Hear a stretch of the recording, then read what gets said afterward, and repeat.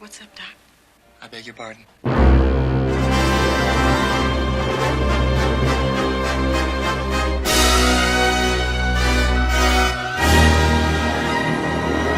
Hey folks, it's Rob from Rob's Movie Collection.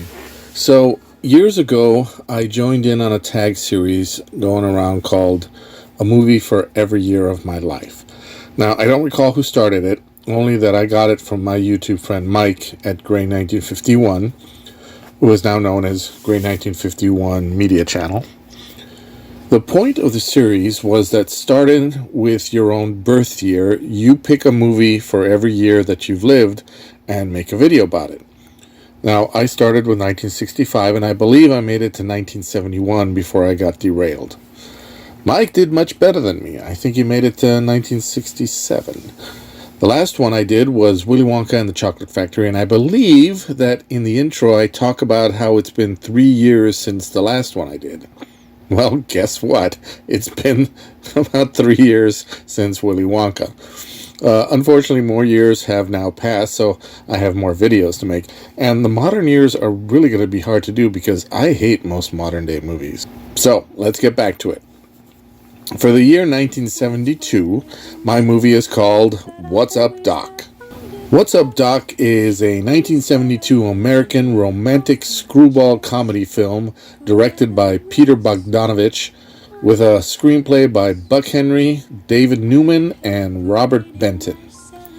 It stars Barbra Streisand, Ryan O'Neal, Madeline Kahn in one of her best roles, Kenneth Mars, and Austin Pendleton, among many others, including a young Randy Quaid.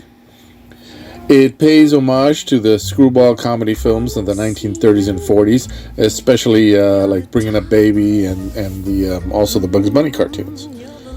What's Up, Doc? Was a big success and became the third highest grossing film of 1972.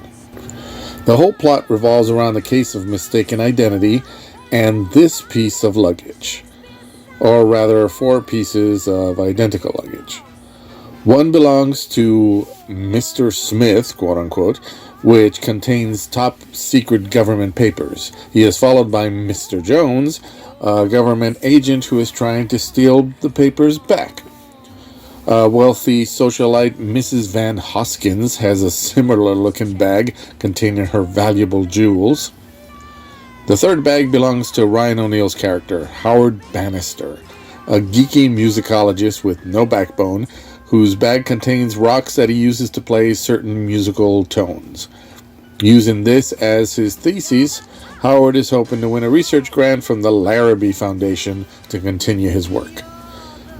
And the fourth bag, containing clothing and underwear, belongs to the Bugs Bunny of the film, Judy Maxwell, played by Barbara. Over the course of the movie, the bags are mistaken and taken by the wrong people, and hilarity and confusion ensues. In the middle of all this, we have Streisand's character, who develops an instant crush on Ryan O'Neal and inserts herself into his life and business in a way that befuddles and frustrates him. Help? This was pretty much the first time I had seen a lot of these actors.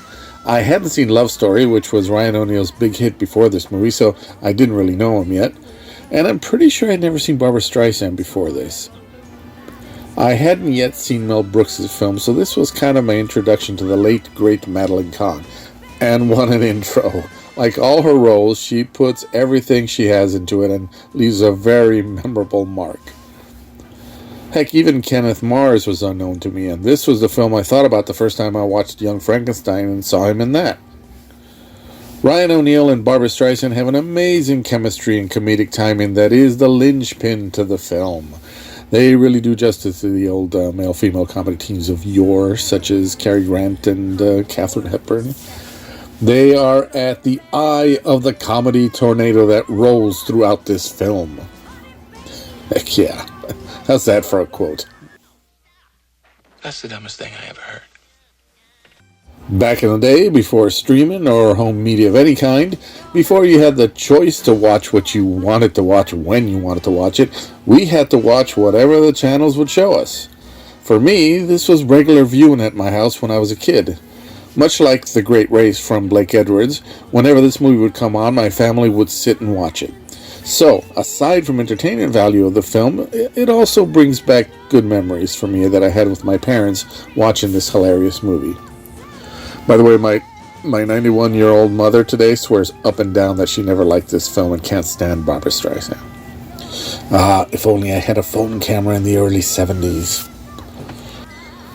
Okay, so I'll end this sounding kind of like an out-of-touch old dude by saying that so much of today's comedy involves R ratings and cursing almost exclusively to show humor, so it's nice to have something a little old-fashioned when they relied on actual talent.